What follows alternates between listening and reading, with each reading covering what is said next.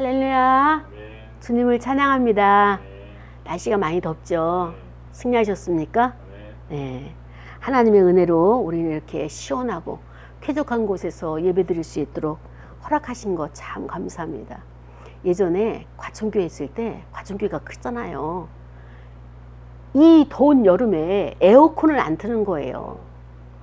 그러니까 성도들이 불만이 많이 있죠.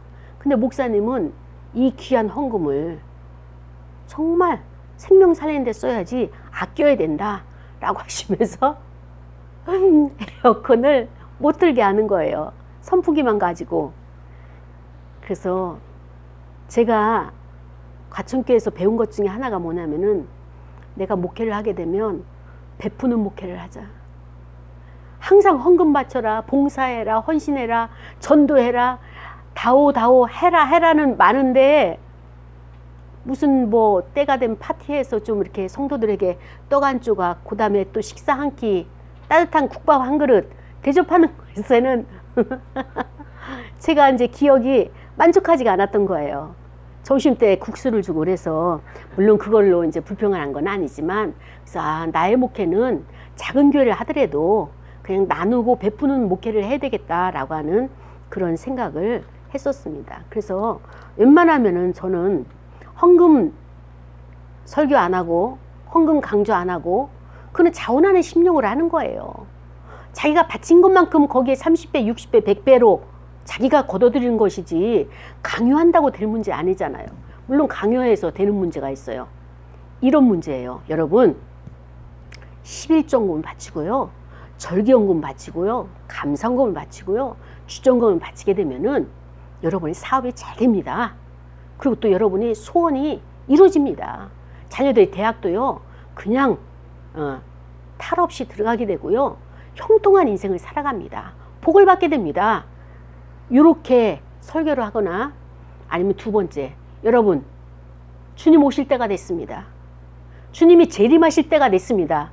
이 종말 설교를 하게 되면 헌금이 많이 바치는 거 알아요. 그러나 그렇게 해서 헌금 바친들 그 하나님 기뻐하시겠습니까? 내가 정말 하나님을 사랑하는 마음이 있어야 돼요.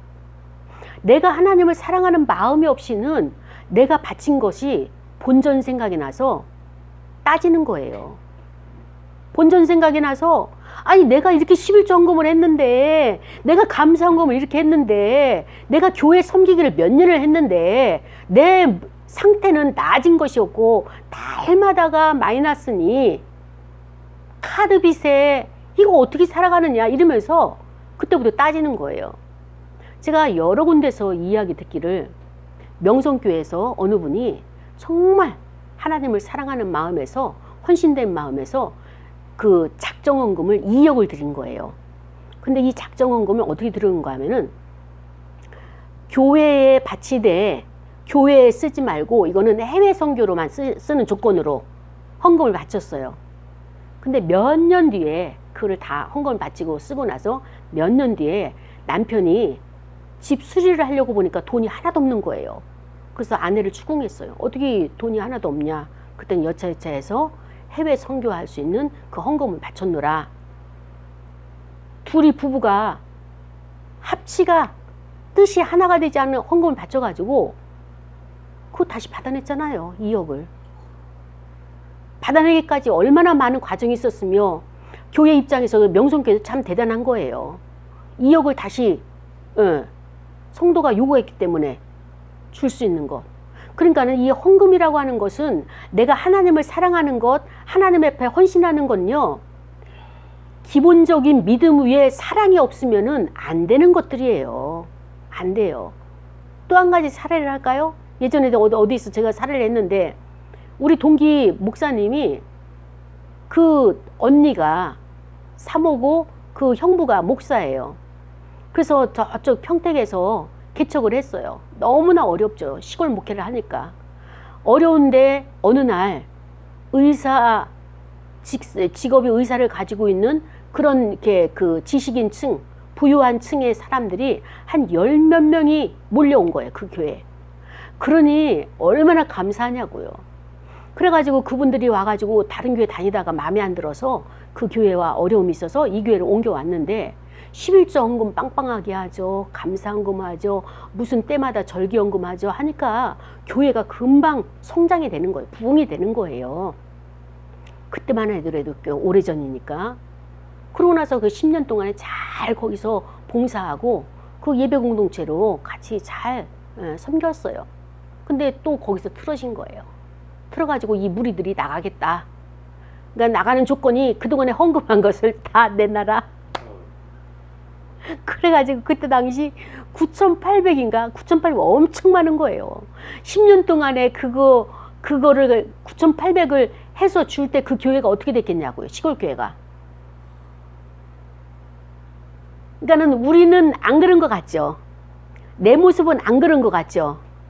근데 그 모습 속에는 우리의 모습이 있는 거예요. 내 모습이 있는 거예요. 그러니까 우리는 항상 상대가 마음에 안 들면 그 마음에 안 드는 행동이 내 안에 있기 때문에 반출을 해봐야 돼요. 나를 성찰을 해봐야 돼요. 오늘 예수님께서 제자들을 이렇게 그 다락방에 모으게 해서 이제 그 떡을 나누고 이제 그 잔을 나누고 그리고 이제 세족식을 이제 해줬잖아요. 근데 그 중에 한 사람에게 차라리 나지 아니었으면 더 좋을 뻔하였다라고 하는 가룟 유다가 그 공동체에서 뛰쳐나간 거예요. 그리고 나서 오늘 본문이 그가 나간 후에 31절에 나와 있죠. 그가 나간 후에 예수님께서 말씀을 하십니다. 제자들에게 이렇게 말씀을 하시면서 지금 너희가 나와 같이 있지만 잠시 동안 떨어져 있을 것이다. 지금 너희와 있는 것은 잠깐 시간이다. 그래서 너희들이 이제는 나를 찾아도 내가 안 보일 것이야. 왜냐하면 예수님은 어떻게 다음 단계가 하나님 이끌어 가실 단계를 보이잖아요. 십자가에서 죽으셔야 되겠죠. 무덤에 내려가야 되겠죠. 그러고 나서 하늘로 승천하셔야 되겠죠. 그거를 예수님은 다 훤히 보고 계시는 거예요. 근데 제자들은 이런 걸 몰라요. 모르고 어린아이처럼 예수님이 옆에 있으니까 모든 문제가 다 해결되니까 좋잖아요. 그러니까 예수님은 항상 우리와 함께 있는 줄 알고 계속 예수님만 의지하고 따라가는 거예요. 그럴 때 예수님의 마음이 어땠을까요? 참 답답하기도 하고 안쓰럽기도 하고 안타까운 마음이겠죠. 그때 예수님께서 너희가 유대 사람들 그랬대요. 이제 나를 보지 못할 것이다 라고 했더니 유대 사람들이 왜 볼 수 없느냐. 그러면서 그리스도 당신이 가는 곳에 우리가 갈 수 없다고 말하는데 지금 그게 무슨 뜻이냐 라고 의아해 하는 거예요. 그때 예수님이 말씀하시기를 내가 너희들에게 이제 내가 떠나기 때문에 너희들에게 새 계명을 준다. 이제 너희는 각자 흩어지고 홀로 살았다면 나만 바라보고 살았다면 이제는 서로가 서로를 사랑해라. 서로가 서로에게 결속을 시켜라. 그래서 이것은 어느 정도 사랑하느냐. 내가 너희를 사랑한 것처럼 너희도 이웃을 이만큼 사랑을 해야 된다 라고 하면서 서로 사랑하면 너희들이 이렇게 공동체 안에서 사랑하게 되면 믿지 않는 자들이 이방인들이 저들이 이렇게 사랑하는 것을 보니까 그리스도가 계실 때도 이렇게 사랑하는 것처럼 지금도 똑같은 걸 보니 그리스도의 제자구나 라고 하는 것을 그들이 알게 될 것이다 라고 하면서 예수님께서 어떻게 행동거지를 해야 될 것을 방향을 이렇게 제시해 주고 있는 것입니다. 그러면서 서로 사랑하게 되면 많은 사람들에게 나의 증인이 될 것이다 라고 이렇게 말씀을 알려주시자 베드로가 성격이 급한 또 베드로가 주여 어디로 가십니까? 라고 하면서 질문하는 거예요. 예수님 입장에서 참 가슴이 퍽퍽했을 거예요. 어린아이도 아니고 근데 이걸 어떻게 그동안에 1차 순환예고 2차 순환예고 3차 순환예고를 계속 가르쳤어요. 가르쳤는데도 이 베드로는 항상 순수하고 천진난만한 아이야. 그래서 예수님께서 말씀하시기를 내가 가는 곳을 너희들이 지금은 올 수 없다. 그러나 차후에는 올 수 있다. 그렇게 예수님이 말씀하셨어요. 그때 베드로가 또 지지 않고 또 2차로 또 질문합니다. 주님, 내가 지금은 어찌하여서 주님을 따라갈 수 없단 말입니까? 나는 목숨까지 버리면서 주를 따르기로 작정한 사람인데 어떻게 내가 가지 못할 곳이 있단 말입니까? 주님이 가신 곳은 나도 가는 것이고 주님의 저기 하나님은 나의 하나님이 되시는 거고 라고 하면서 이런 신앙 고백을 했겠죠. 근데 주님께서 말씀하시기를 지금은 아니야. 왜냐하면 주님이 그리스도가 먼저 가셔야 되잖아요. 베드로 너는 아직 때가 안 됐다는 것을 하는데 굳이 고집을 피우면서 자기도 가겠다고 내 때가 됐다고 고집하는 이 베드로의 모습. 그때 예수님께서 말씀하시죠. 내가 나를 위하여 내 목숨을 버리겠느냐? 질문했어요. 정말 너 나를 위해서 목숨을 버릴 수 있니? 그때 베드로가 뭐라고 대답을 할까요? 예. 목숨이 아니라 목숨이 2개라도 버리겠습니다라고 그렇게 대답을 했겠죠. 그러나 예수님은 그 마음, 그 중심을, 베드로의 중심을 딱 읽고 있는 거예요. 내가 솔직하게 말할게. 내가 진실하게 너의 속내를 내가 지금 표현을 할게. 그러면서 닭 울기 전에 너는 나를 3번 부인할 것이야. 겉으로는 힘 있는 것처럼, 겉으로는 믿음 있는 것처럼 호언장담하면서 나에게 그 믿음을 보여주려고 애쓰는데 너의 상태는 지금 너는 어느 정도 상태인가 하면은 나를 3번씩이나 부인하게 될 것이다. 근데 그 시점이 언제냐? 닭이 울 때야 라고 하면서 닭이 언제 있을 것이며 언제 울을 것이며 그걸 알지 못하잖아요. 그런데 그 사인을, 그 표지석을 주신 거예요.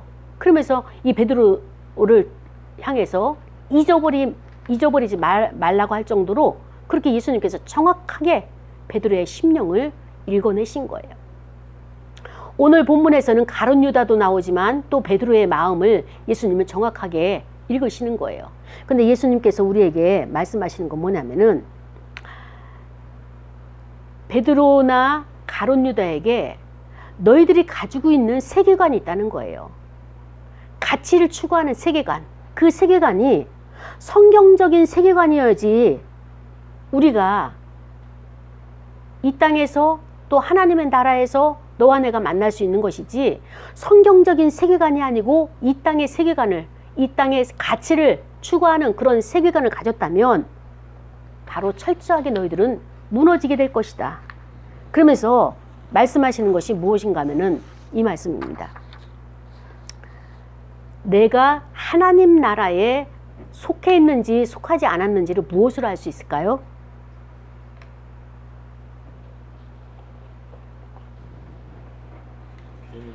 네? 그리스도. 네? 내가 하나님 나라에 속해 있는 자인지 속함을 받지 못한 자인지를 어떤 걸로 구분할 수 있을까요? 전도 선교? 다 나오네요 이제. 네. 내가 대한민국 사람인지를 어떻게 알 수 있을까요? 그렇죠. 신분증이면서 뭐예요? 신분증이 주민등록증이면서 뭐예요? 내가 대한민국의 법을 지키면은 나는 대한민국 국민이 맞아요. 내가 하나님 나라의 백성이고 하나님의 자녀라는 것을 어떻게 증명할 수 있어요?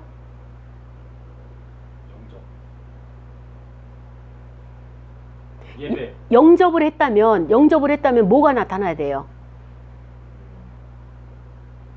성령. 말씀에 순종하는가 순종하지 않는가, 그게 나의 척도가 되는 거예요. 정경이 되는 거예요.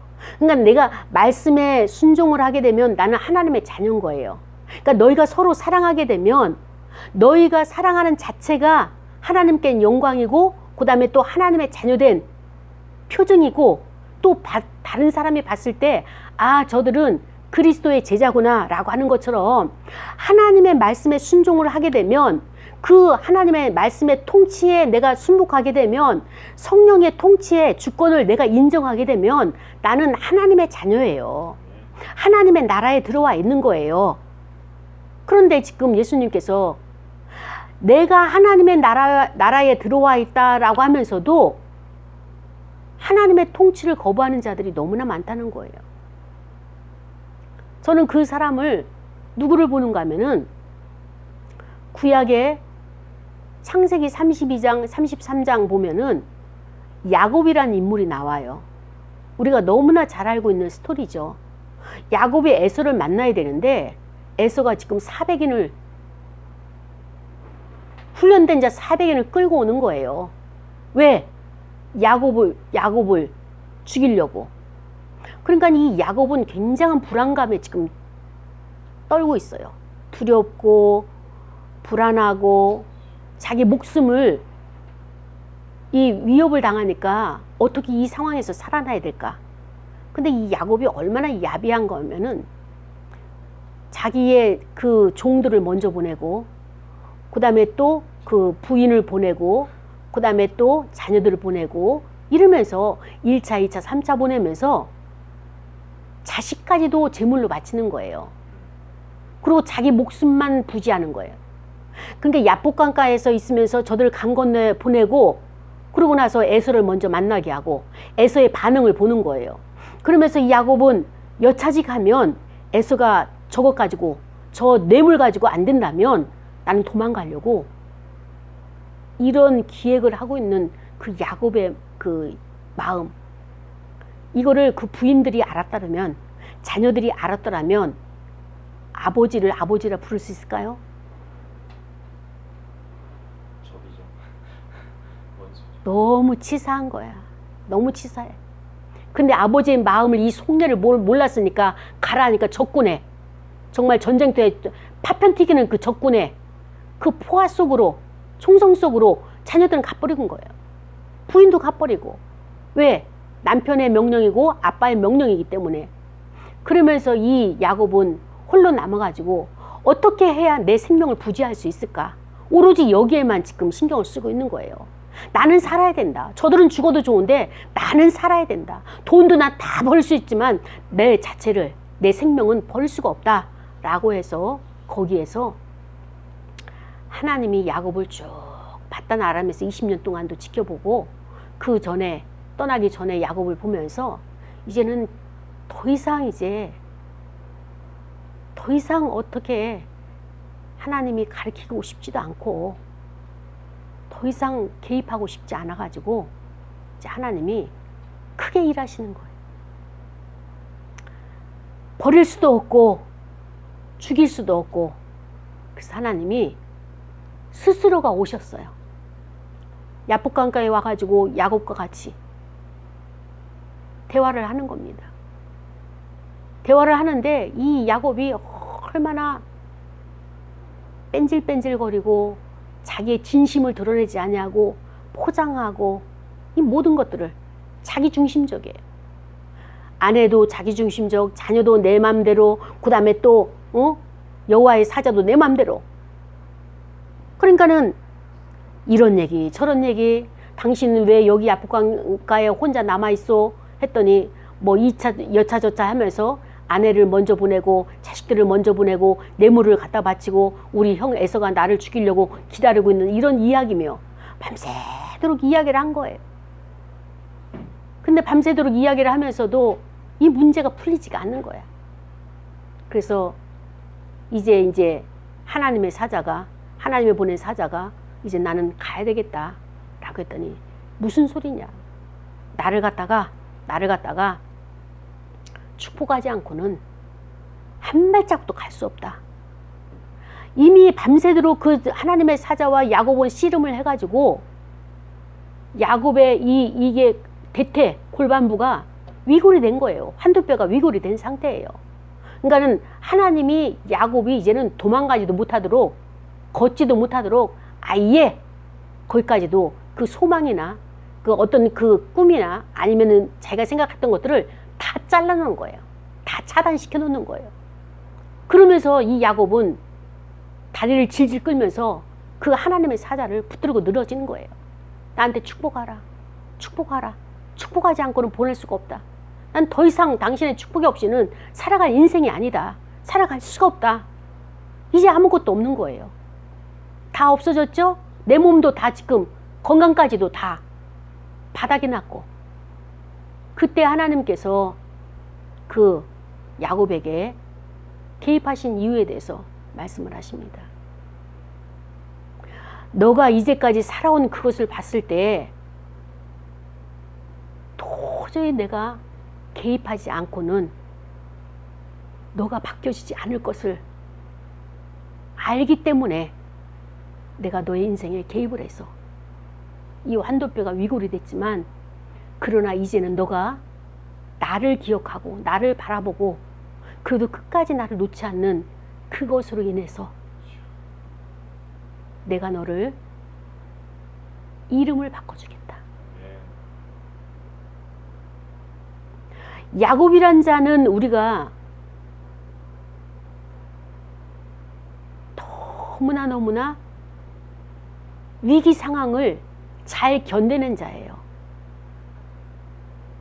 형으로부터 억압당했던 그 어린 시절을 어찌됐든 그 형 밑에서도 잘 견뎌내고, 그러고 나서 바단 아람으로 피신을 해가지고 20년 동안 살면서 거기에 더 큰 억압자 라반이라고 하는 외삼촌을 만나면서 거기서 또 견뎌내고 살아났잖아요. 그러다 보니까 생존을 해야 되는데, 생존을 하는 데 있어서는 어떻게 하면 살 수 있는지를 너무나 빠삭하게 잘 알고 있는 거예요. 인간적인 생각, 인본주의로 자기의 머리로, 자기의 지식으로, 계획으로 모든 것을 다 했는데 이제 그것 가지고는 한계에 부딪히고 더 이상 인생이 나아갈 수가 없는 거예요. 차라리 처음부터 하나님을 의지하고 하나님을 믿고 하나님 앞에 모든 것을 맡기고 나는 할 수 없으니까 도와주십시오 라고 했더라면 건강을 다치지도 않고 모든 것을 이렇게 가지고 가면서 손실이 없이 모든 것을 가지고 가면서 하나님을 의지하면서 하나님의 인도함을 받을 수 있는데, 꼭 이렇게까지 자기의 것을, 가장 중요한 것을 위골시키면서까지 이 자리까지 와야 되겠는가? 아니 어떻게 아버지가 자기 자식도 사지로 내보냐고. 나는 안 그럴 것 같죠? 똑같아요. 우리도. 우리가 지금 중요한 것은 뭐냐면은 하나님을 아버지라 부르면서, 야곱도 여호와를 알았어요. 신앙이 있어요. 어머니의 기도 가운데 성장했잖아요. 그 베델에서도 단을 쌓겠다고 11조 드리겠다고, 그 다음에 또 여호와의 전을 만들겠다고 약속도 했잖아요. 내가 당대에 교회 하나 짓겠습니다 라고 하는 그런 것도 다 했단 말이에요. 그러나 그는 정작 하나님을 믿지 않았던 거예요. 우리 안에 지금 가장 중요한 문제가 뭐냐면 믿음이 없다는 게 문제예요. 우리는 세상의 학문을, 세상의 지식은 너무나 많아요. 많은 것을 공부했고 많은 것을 습득을 했고 경험도 정보도 많이 알고 있기 때문에 하나님 앞에 나가서 기도하는 것이 이제는 정보를 공유하고 정보를 내가 취하고 그것 쫓아가기에 바쁜 시간으로 다 대체해버리고 말았어요. 우리의 문제는 내 안에 믿음이 없다는 거예요. 여러분, 일이 자꾸 발생하는 것이 왜 발생하는지 아십니까?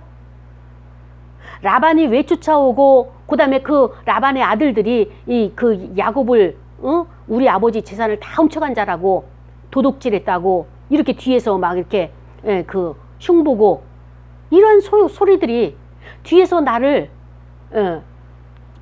그 험담하고 그 사람들에게 그 안 좋은 소문을 갖다 이렇게 퍼뜨리고, 이런 공격하는 자들이 내 주변에 왜 생기는지 아십니까? 왜 자꾸만 사람들이 나를 공격하고 나를 쫓아오고 괴롭히는지 아십니까? 그 모든 것들이 내가 벌려놓은 것이지만, 중요한 것은 뭐냐면은 내 안에 어떤 문제로 인해 가지고 이 문제를 내가 이렇게 발생할 수밖에 없었는지, 거기에 대한 내 성찰이 없는 거예요. 하나님 잠깐만 계시고요. 하나님 믿는 거 알아요. 하나님 계신 거 알아요. 그럼 잠깐만 계시고요. 그리고 자기 마음대로 일들을 벌려놓은 거예요. 그때 그 일들이 벌려놓은 것들이 어떻게 됐습니까? 다 어그러진 것이, 일이 다 깨지고 또 찢어지고 또 버성거지고 이런 것들로 나타나게 되는 거예요. 그러다 보니까는 삼촌과의 야곱과의 관계가 깨어지고 또 같이 일하는 그 이제 라반의 아들들과 같이 목축업을 해야 되는데 그들과의 사이가 안 좋아지고 부인들과도 사이가 안 좋아지고 그러다 보니까는 형 에서 고향에 있는 에서 형과도 사이가 안 좋아지고 다 사이가 안 좋아지는 거예요. 총체적 난국을 맞이한 야곱이에요. 결국에는 야곱이 여호와 하나님을 의지하고 여호와 하나님을 믿었더라면 그분의 말씀대로 살았더라면 자기 것만 챙기고 내 것만 하려고 하지 말고 배려를 해주었더라면 야곱은 떳떳하고 가벼운 마음으로 갈 수 있었어요. 야곱은 두려움이 있었고 불안이 있었어요. 아버지를 속였죠. 형 에서를 것을 탈취를 했죠. 강탈을 한 거예요. 속임수로. 근데 그것이 선동하고 그 다음에 속임수로 자기가 가지고 온 것이 없어지지가 않았어요. 그 기질이 없어지지가 않았어요. 그런 성격들이 그 습관들이 사라지지가 않았어요. 바단 아람의 라반에게서도 똑같이 하고 있어요. 라반이 나에게 제대로 삭을 안 준다고 해서 노동의 대가를 안 준다고 해서 자기 맘대로 그냥 양들을 갖다가 교미를 시켜가지고 튼실한 것은 자기 것으로 만들고 약한 것은 삼촌의 것으로 만드는 그거를 누가 보았습니까? 하나님이 보신 거예요. 하나님은 그 중심을 보시기 때문에 다 알고 계신 거예요.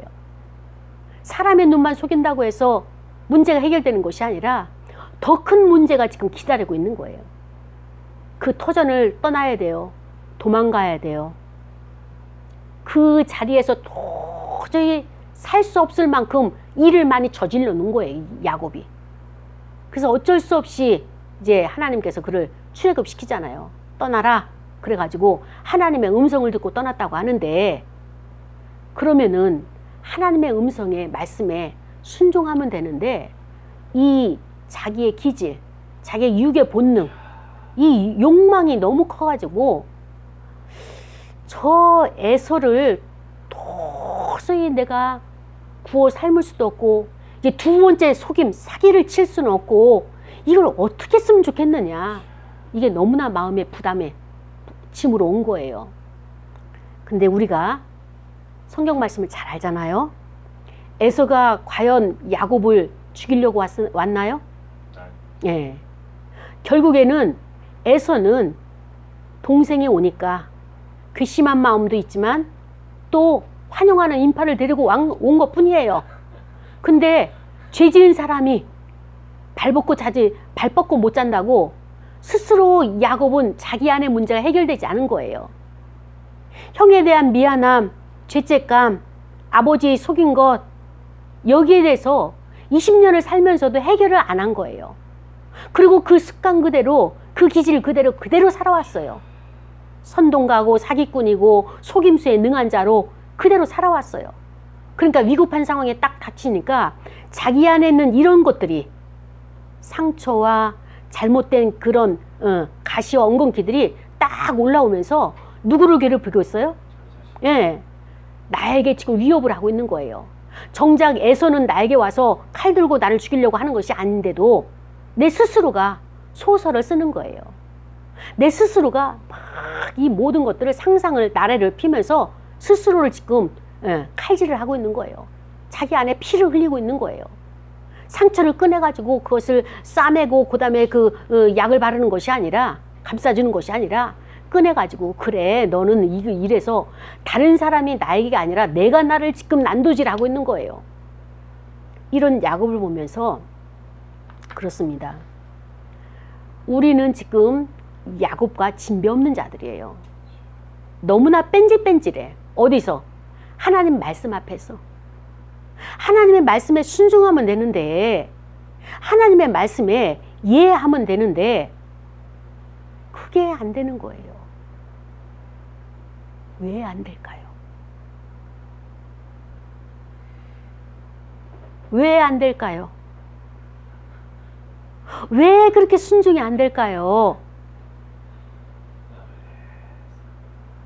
그렇게 힘들어하면서 차라리 그냥 납작 엎드리면 되는데 왜 끝까지 가서 마지막 담벼락에서 그렇게 모든 것을 다 놔야지만이 항복을 하는지요.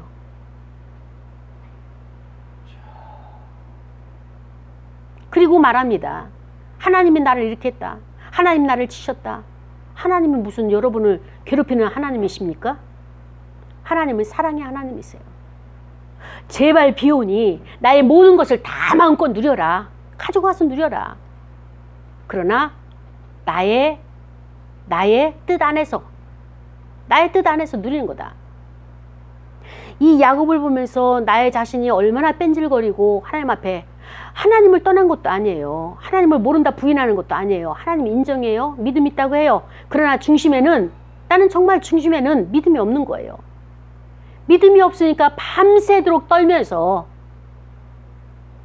뭔지 하나 딱 붙잡았어요. 이제 작살나는 거야. 당신은 못 갑니다. 당신이 떠나려면 나를 죽이고 하소서. 왜 이런 각오가 이제서 나오냐고요. 그 사람 붙들고 그 천사를 붙들고 이분은 분명히 사람은 아니다. 뭔가 영험함이 있다라고 하는 것을 이제 야곱도 감지를 했단 말이죠. 그러니까 그를 붙들고 나에게 축복하지 않고는 갈 수가 없다라고 그에게 떼를 쓰고 있는 이 야곱. 차라리 그럴 바에는 그 전에 하나님의 말씀대로 하나님의 말씀이 무엇입니까? 하나님을 사랑하는 거예요. 하나님을 사랑하지 않으면은요, 말씀에 순종이 안 돼요. 근데 우리가 말씀에 순종이 안 되는 것은 내가 하나님을 사랑하지 않기 때문이에요. 그러면은, 나 하나님 사랑하는데? 그래요? 그러면 하나님을 사랑하는 증거를 보여드릴까요? 하나님을 사랑하는 증거가 무엇인가 하면은, 내 이웃이에요. 야곱에게 이웃은 가장 가까이 있는 자기의 또 다른 야곱 자아를 냄새나고 정말로 수치스럽고 사기질 잘하고 선동 잘하고 남 속임수 잘하는 요렇게 똘똘 뭉쳐져 있는 그 부정적 자아를 가지고 있는 그 야곱을 자기가 용납하고 받아들이고 이해하고 부족함을 인정하는 거예요. 근데 사람들은 요거를 들여다보기를 직면하기를 못해요. 무서워서 못해요.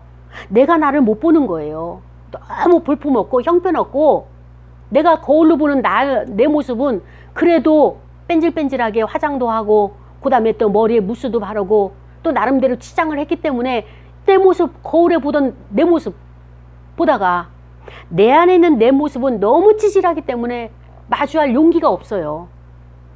저걸 끌어내가지고 어떻게 내가 그걸 키워? 어떻게 내가 그걸 성장시켜? 어떻게 내가 그를 갖다가 온전하게 만들어? 가망성이 없는 거예요. 그러니까 아예 보기를 거부하는 거예요. 야곱이 자기의 그 진짜 그 못된 그 인격체라고 말하기조차 창피스러운 그 본심, 자기만이 알잖아요. 아내도 모르고 자식들도 모르고 다른 타인은 모르지만 본인만이 알고 있는 그 기질, 거짓말장애에다가 이런 것들을 야곱이 보기 싫어서 볼 수가 없어서 매일 피해 다니다가 뺀질뺀질 피해 다니다가 이 방법으로 저 방법으로 문제가 생길 때마다 다 문제를 해결하잖아요.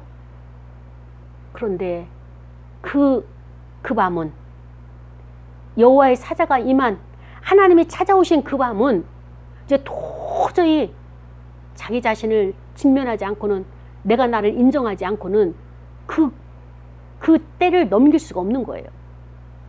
자기를 보니까 너무나 형편없고 볼품없는 야곱 자신을 보면서 얘는 거기에 대퇴골까지 위골이 돼가지고 절룩발이 장애가 됐잖아요. 장애우.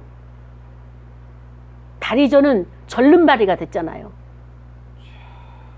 차라리 그 전에 나를 인정하고 내 모습을 보고 인정만 해도 돼요. 왜 나는 다른 사람의 것을 이렇게 저렇게 해가지고 딱 나의 것으로 하려고 하는 그런 머리는 뛰어난지 몰라.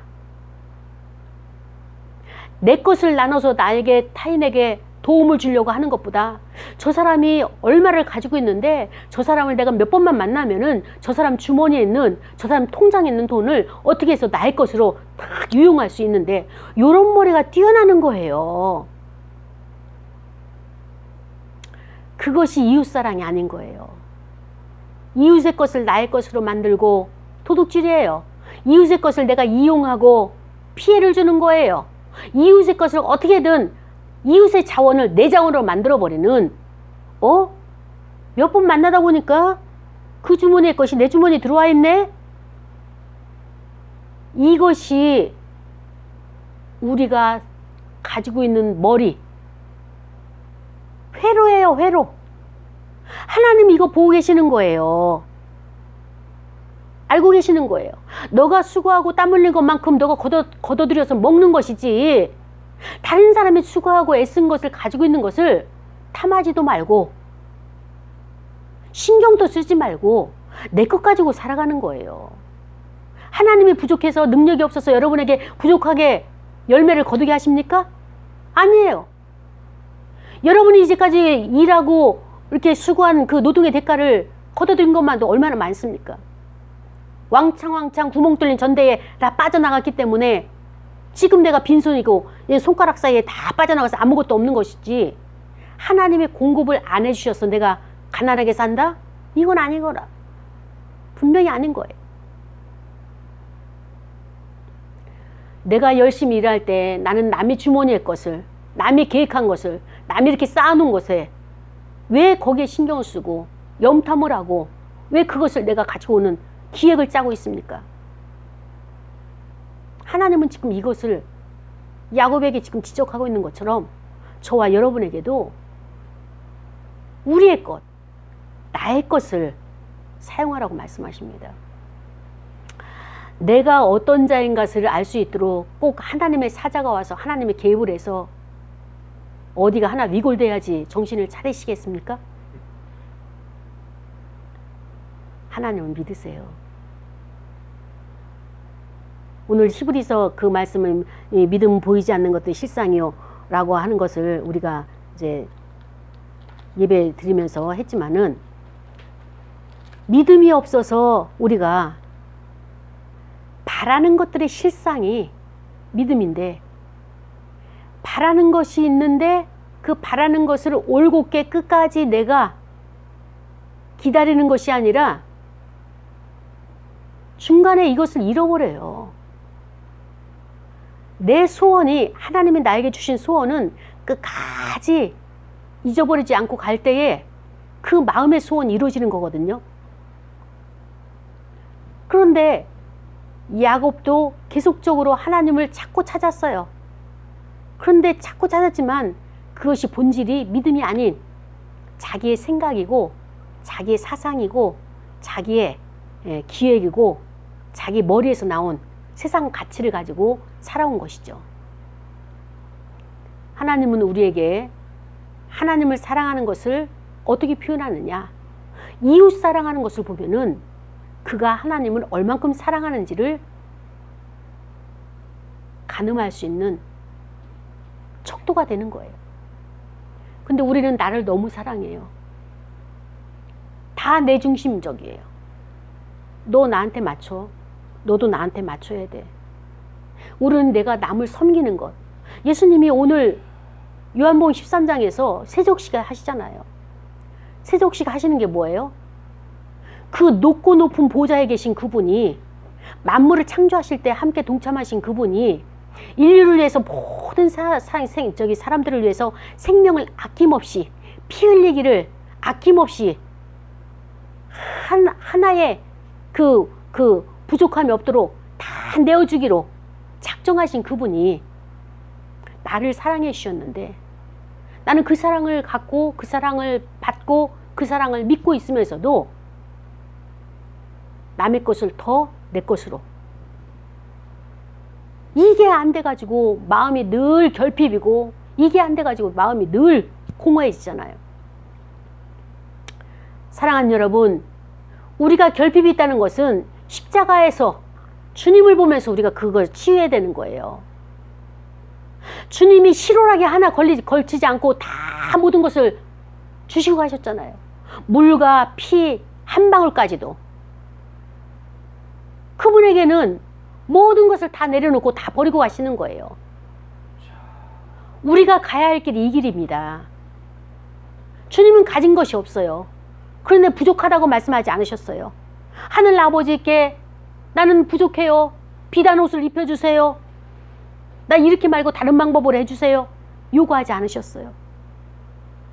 내가 이렇게 십자가에서 피 흘리고 물 흘리고 인류를 위해서 아버지의 뜻을 받들어 이렇게 죽는 것이 하나님께는 영광이다.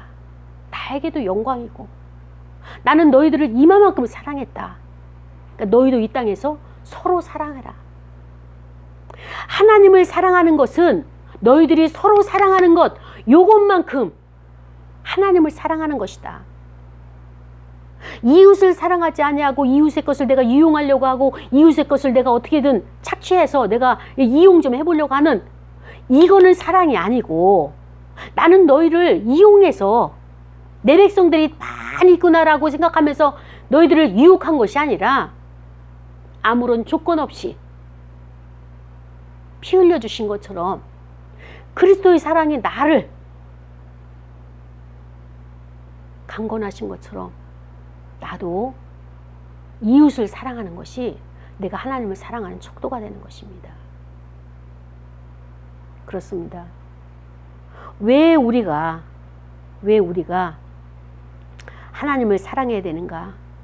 왜 우리가 하나님을 사랑하는 척이 아니라 진심으로 사랑을 해야 되는가? 그것은 바로 하나님께서 우리에게 아들을 보내시면서 내가 이만큼 사랑하고 아들도 우리에게 내가 모든 것을 다 바쳐서 다 버리면서까지 너희를 건져냈다라고 말씀하시면서 우리에게 요구하시는 거예요. 그런데 만약에 내가 그것을 하지 않을 때 하나님은 우리의 모습을 보면서 무엇을 보시는가? 그것은 바로 하나님께서 질서를 우리에게 주셨잖아요.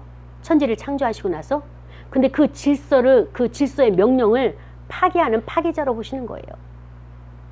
그래서 타인을 배려하지 않는 것, 사랑하라고 그랬지 그들을 이용하라고 말씀하지 않으셨어요? 그리고 또 많은 사람들에게 나의 제자가 되고 나의 자녀가 됨을 보여주라 말씀하셨는데 그것을 하지 않을 때 하나님의 마음이 어떻게 됐을까? 하나님은 죄를 미워하고 그 다음에 또 죄를 멀리하라고, 죄가 저 문 앞에 있게 되면 다스리라고 말씀하셨어요. 그렇다면 우리는 이 땅을 살면서 성경적인 세계관을 산다는 것은 죄를 미워하는 것을, 하나님 미워하는 것은 나도 미워해야 되는 거예요. 또 인간을 사랑하는 것을, 이웃을 사랑하는 것을 하나님이 하셨기 때문에 나도 사랑을 해야 되는 거예요. 근데 나는 혹시 서로 반대되는 그렇게 반대로 가고 있지는 않은지 우리가 한번 자신을 돌아보기를 원합니다. 그래서 우리가 사회적으로는 인권이라고 하는 것이, 이 법이 모든 것 위에 신이 될 수 없는 거예요. 죄와 싸우고 또 하나님을 사랑하고 나와 이웃을 사랑하는 이것이 우리의 사명이고 주님이 분부하셨는데 그것을 하지 아니하고 인권하면서 그것이 신이 되는 이 사회에 우리는 과감하게 거슬러 올라가면서 이 사회를 개혁하는 저와 여러분이 되기를 원합니다. 이 시간에 말씀을 생각하면서 기도할 거예요. 서로 사랑하라는 것이 나에게는 그 사랑이 되어지지 않습니다. 그 사랑이 되어지지 않는 것을 보면은 내 안에 믿음이 없다는 것이 증거가 되었고, 하나님, 믿음이 없으면서도 있는 것처럼 내가 착각하고 살았는데 이제 야복강의 야곱처럼 나도 하나님을 만나면서 내 인생 바뀌어지게 하옵소서. 통성으로 기도합니다. 아버지 하나님,